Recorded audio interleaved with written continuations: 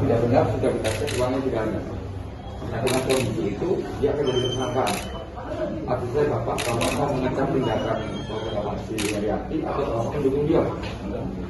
Bapak setuju kita penjarakan dia?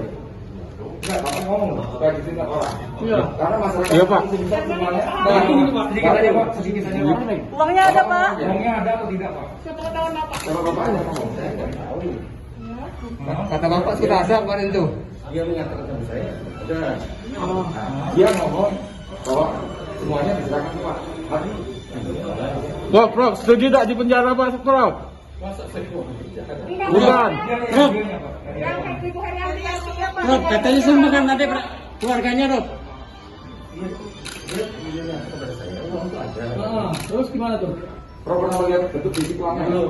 Nah sekarang profesor, dan ini ternyata uangnya tidak ada, lalu profesor perlu minta maaf lah sekali lagi pada saat tentang Indonesia. Ya kalau tidak ada ya kita mau kawinan lama sudah.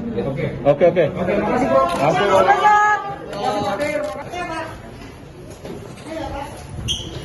Terima jalan, Prof. Profesor.